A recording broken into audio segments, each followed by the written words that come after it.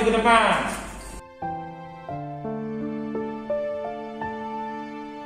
Baik teman-teman, sebelum kita memulai kegiatan pada hari ini, alangkah baiknya kita berdoa dahulu.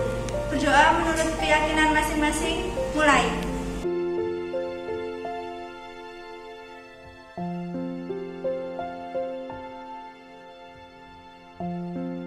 Selesai. Terima kasih Kak Lisa. Ya, sekarang dari tempat.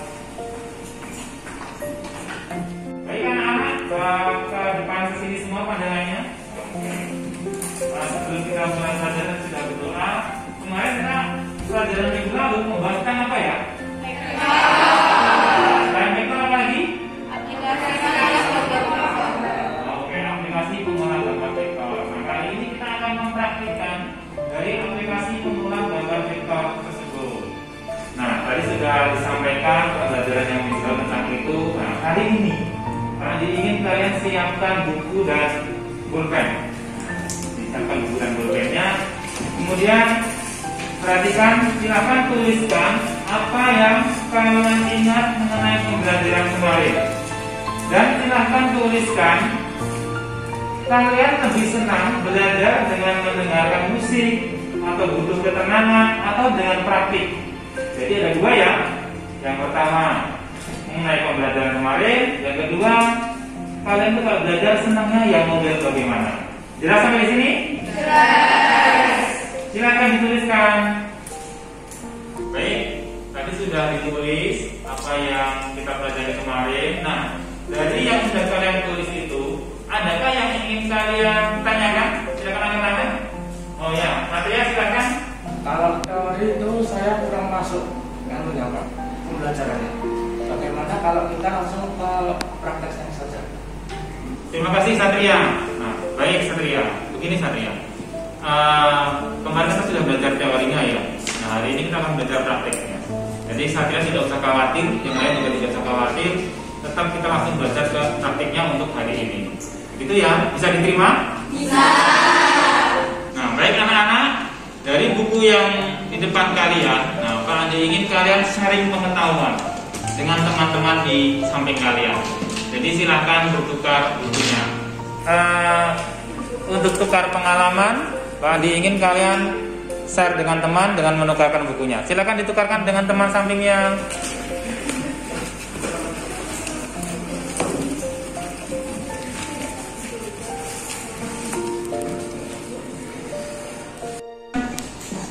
Nah, sudah ditukar semua ya? Nah, sekarang silakan dibaca. Nah, dibaca sebentar, kalian baca, kalian amati dan kalian cermati. Adakah dari catatan temanmu itu ya yang tidak menuliskan apa-apa? Oh ya, Windy. Kenapa Windy? Ini siapa itu? Tias. Tias. Oh ya, Tias mana Tias? Oh Tias. Oke, kenapa Tias kosong? Kemarin tidak masuk karena sakit tipes, Pak. Oh, sakit tipes. Oh ya, mudah-mudahan mereka sembuh. Baik, terima kasih Tias. Nah, tadi kita sudah bertukar buku ya.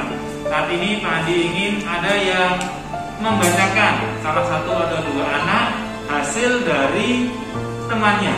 Ya, tadi yang duduk temannya itu apa? Siapa yang mau membacakan? Oh ya, bagus, silakan bagus. Kemarin si Lulun menuliskan tentang pengertian gambar vektor, yaitu gambar vektor itu sendiri adalah gambar digital yang dibentuk berdasarkan sistematis. Oke, terima kasih, bagus. Kasih plus buat bagus dulu. Baik, sekarang bukunya silakan dikembalikan. Kembalikan sama yang punya. Nah, tadi ingin tanya dari yang sudah kalian tuliskan tadi, siapa yang lebih senang belajar dengan mendengarkan musik, menggunakan audio? Angkat tangan. 1, 2, 3, 4, 5, 6, 7, 8, 9. Oke, terima kasih. Kemudian siapa yang senang belajar dengan langsung praktik? Angkat tangan. 1, 2, 3, 4, 5, 6, 7, 8, 9. Baik anak-anak, sebelum kita melanjutkan, kita akan sedikit melakukan relaksasi dengan teknik stop terlebih dahulu. Nah, Ikuti Bapak Andi menghadap ke sini semua. Tangannya rileks, ya di samping. Menghadap ke sini semua, tangannya di samping rileks. Oke. Nah, pertama silakan tarik nafas dalam-dalam.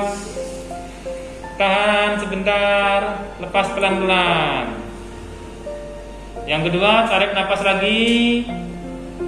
Tahan, pejamkan mata, lepas pelan-pelan. Masih tak pejamkan mata, tarik nafas lagi. Tahan, lepas pelan-pelan. Ulangi sekali lagi dan rasakan. Tarik nafas lagi yang dalam, tahan, lepas pelan-pelan. Rasakan lagi apa yang terjadi di tubuh kalian. Tarik nafas yang dalam, tahan, lepas pelan-pelan. Buka mata kalian. Apa yang dirasakan? Nah, yang lain? Kantor. Oh ya, yang ini apa tadi? Kantor. Oke, terima kasih. Nah, ada yang rileks, ada yang santai, ini tadi ngantuk yang tengah. Nah, itu untuk mempersiapkan kita supaya kita lebih siap untuk menerima pembelajaran selanjutnya. Jelas sampai di sini? Jelas. Nah, selanjutnya kita akan masuk ke praktik. Silakan dihidupkan komputer kalian.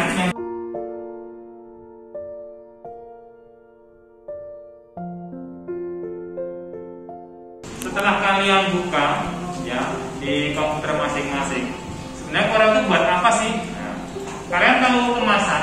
Nah, seperti ini. Nah, ini bawa contoh. Ini contoh kemasan. Nah, ini ada juga kemasan yang ada seperti ini juga. Yang ini juga dari Corel, kita membuat logo. Pertama kita sketsa dulu dari Corel. Nah, ini dari kemasan. Nah, jadinya seperti apa? Nanti jadinya seperti ini.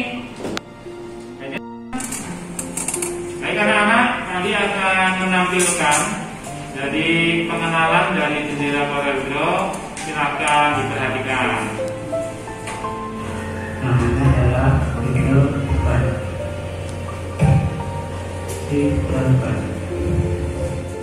atau judul, dimana pada Pixel ini. Nah, kelompok ini sudah terbentuk. Sekarang Madi akan beri nama.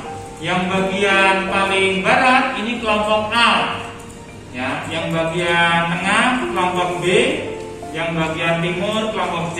Jelas sampai di sini? Jelas.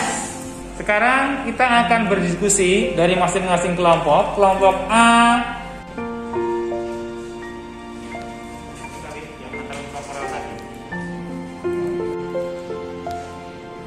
Dari menu-menunya tadi jangan lupa ya. Perhatikan, setelah kalian mencari literasi, setelah kalian mencari browsing informasi dan sebagainya,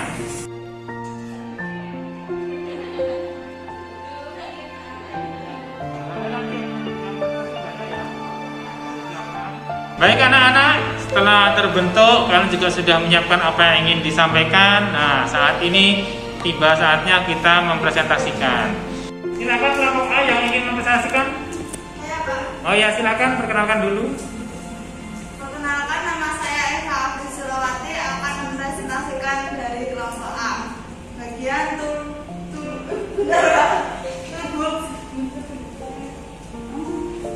Ya, terus? Fitur berfungsi untuk menyeleksi, memutar, mengatur ukuran dan memiringkan objek. Kelompok lain ada yang ingin menanyakan atau menanggapi? Saya Pak. Ya, silakan. Dari kelompok A ada yang ingin menanggapi? Iya Pak. Oh ya, Guntur, silakan Guntur. Perkenalkan nama saya Lulur Laksamana. Saya Pak. Ya, silakan Lulur. Perkenalkan nama saya Lulur Anggara. Ingin menanyakan kalau mau memotong itu kira-kira pakai tool apa ya? Oh. Saya. Kelompok C ada yang ingin menanggapi? Saya Pak. Oh ya, silakan perkenalkan dulu. Perkenalkan, nama saya Salsa Putri.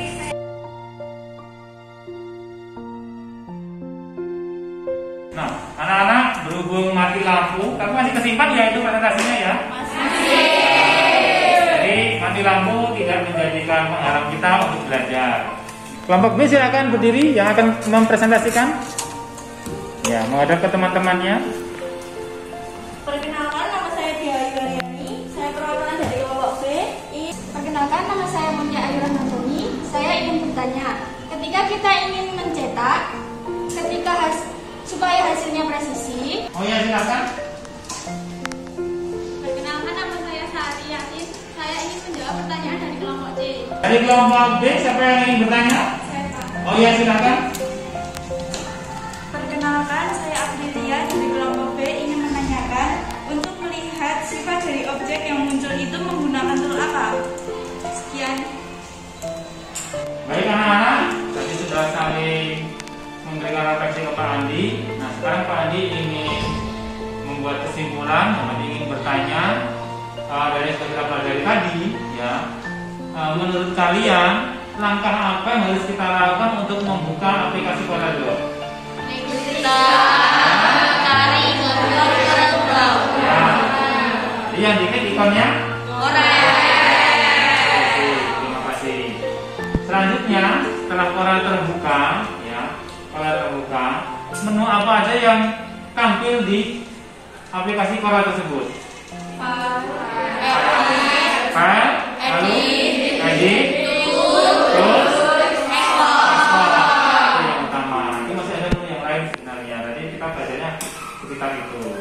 Terakhir sekarang, nah, bagian terpenting dari Corel adalah tool, ya enggak? Ya. Dari tool itu, coba kalian sebutkan apa aja tool yang ada di Corel Draw.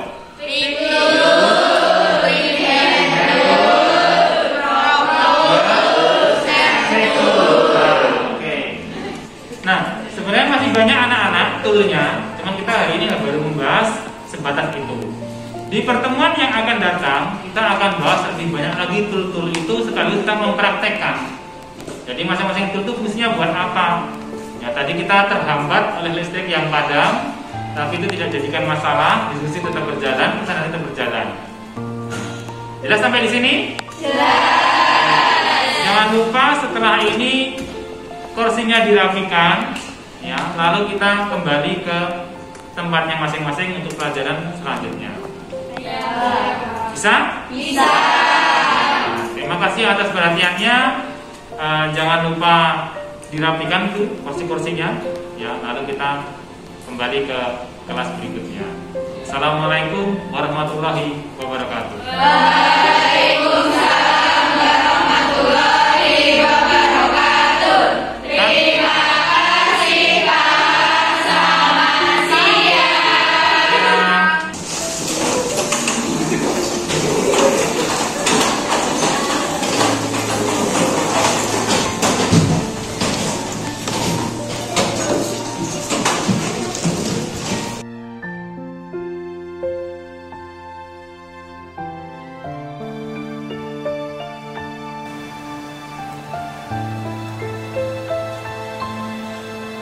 Assalamualaikum warahmatullahi wabarakatuh.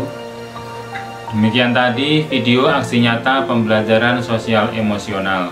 Dari pembelajaran tersebut, saya dapat merefleksikan mulai dari pelaksanaan pembelajaran, yaitu saya sangat antusias dalam mempersiapkan pembelajaran sosial emosional, karena selain merupakan pengalaman baru, pembelajaran ini lebih menghidupkan suasana pembelajaran yang akan saya lakukan.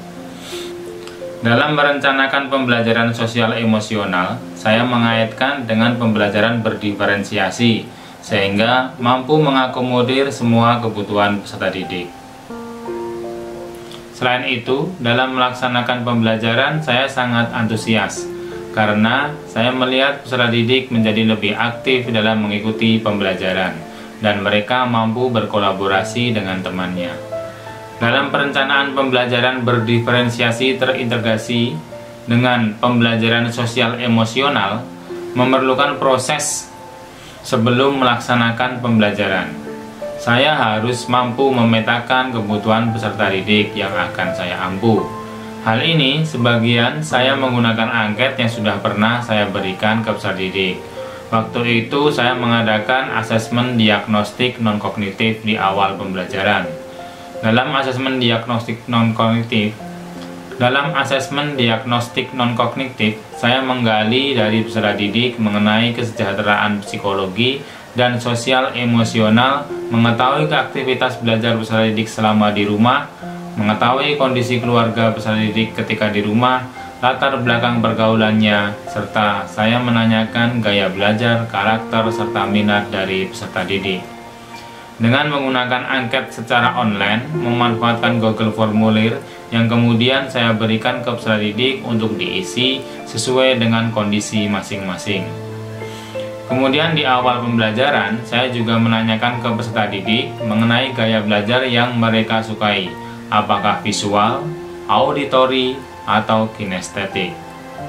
Dari beberapa hal tersebut, dalam melakukan pembelajaran, saya di kelas melakukan sesuai dengan gaya belajar peserta didik atau dengan cara melakukan pembelajaran berselang-seling. Sesuai dengan kebutuhan peserta didik, dari kelas yang saya ampu terdapat 3 kelompok, yaitu kelompok yang mampu mengoperasikan dan memanfaatkan teknologi informasi dan suka dengan tugas-tugas praktik. Kemudian yang kedua, kelompok yang belum menguasai teknologi informasi dan menyukai gaya belajar auditori, serta kelompok yang suka dengan teknologi tetapi harus dipandu dalam pengerjaan tugasnya. Dibandingkan dengan pengalaman sebelumnya, di mana dalam melakukan pembelajaran, saya tanpa melakukan survei kebutuhan gaya belajar peserta didik, sehingga semua peserta didik saya anggap memiliki gaya belajar yang sama. Pembelajaran kali ini lebih terstruktur dan lebih disukai oleh peserta didik. Hal ini terbukti dalam kegiatan pembelajaran, peserta didik lebih aktif dalam berinteraksi dan bekerjasama dengan teman-temannya. Jika dikaitkan dengan pembelajaran sebelumnya, yaitu pembelajaran yang belum menggunakan sosial, emosional, dan diferensiasi, maka saya dapat mengambil kesimpulan bahwa pembelajaran sosial emosional yang dikaitkan dengan pembelajaran berdiferensiasi membuat anak menjadi lebih aktif dalam terlibat pembelajaran.